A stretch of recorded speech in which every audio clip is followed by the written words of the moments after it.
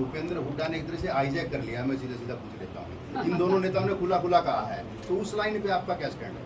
अब देखिए, जो है वो तो सबके सामने है। मैडम आप बोल दो, इससे ज्यादा और मैं क्या बोलूं?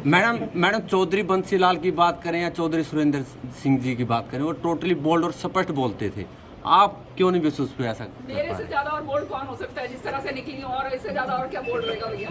चलो अभी कांग्रेस के आज झंडा बुलंद करने मैं निकली हूँ, और कौन बोल्ड होगा इतना? अभय सिंह चौटाला जी ने पिछले दिनों कहा था, अभय सिंह चौटाला जी ने कहा था कि किरण चौधरी भी जल्द ही कांग्रेस को छोड़ देगी। क्या मायने निकलते हैं उन शब्दों के? क्या कुछ ऐसा चल रहा है कांग्रेस में जिसकी वजह से? ये मैं बार बार ये बात दोहराती आ रही हूँ कि मेरे कई शुभचिंतक हैं बहुत ज़बरदस्त, जो ये शायद चाहते होंगे कि किरण चौधरी बाहर निकल जाए, लेकिन किरण चौधरी कहीं नहीं जाने वाली। किरण चौधरी यहीं बैठकर लड़ाई लड़ेगी, और दबा के लड़ेगी, अपने कार्यकर्ताओं की मजबूती के कंधों के ऊपर लड़ेगी, और जो है उस लड़ाई को फतेह भी हम करेंगे। पार्टी आदमपुर को लेकर आपने कोई नाम दिया है? नहीं, हम आदमपुर चुनाव के लिए जो है क्या है, होता क्या है कि AICC के अंदर एक प्रक्रिया होती है।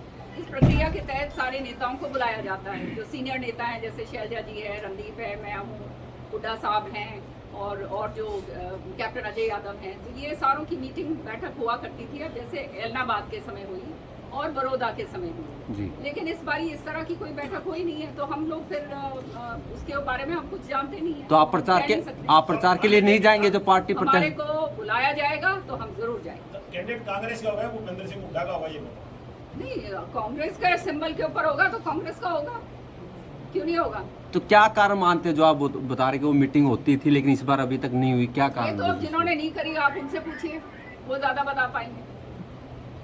मैंने तो आपको प्रक्रिया बता दी जो हुआ करती थी। क्या संभावना है? जब मैं भी CLP लीडर थी जी। तब ये चुनाव हुआ था, जब हम लोगों ने तो सब प्रभारी के साथ सारा बैठ के जो है AICC में मीटिंग करके जिनके आवेदन आते थे सबके ऊपर चर्चा हुआ करती थी, सारे बैठ के बात होती थी, उसके बाद फिर आगे प्रक्रिया होती थी। तो ये तो इस बारी जो है हमारे को तो बोला नहीं गया है, तो भैया बिन बुलाए तो हम जाएंगे नहीं। मैडम, आप कार्यकर्ताओं की आवाज़ बनने की बात कह रही हैं, लेकिन हुड्डा जी और बत्रा जी की आवाज़ उस तरीके से नहीं बन रही है, तो ये बोल रहे हैं, आप वो चीज़ क्यों नहीं बोल रहे? मैं अपनी बात करूंगी भैया, कमाल कर रहे हो आप। ये अपनी बात करेंगे, मैं अपनी बात करूंगी। तो मैडम अभी आपने जो बताया, कहीं ना कहीं ये साफ झलक रहा है कि पार्टी के अंदर जो सिस्टम जो चल रहा है फिलहाल, जिससे आप जूझ रहे हो, उससे आप संतुष्ट नहीं। आपने पार्टी आला से भी बात की होगी इस मामले में जो हरियाणा में चल रहा है, उसमें क्या रिस्पॉन्स आ रहा है? देखो, हम सक्षम हैं, और 36 बिरादरी का जो है साथ लेकर कोई हमने जात पात कभी नहीं करा है, कोई दूसरा तरीके का काम कभी नहीं हुआ है।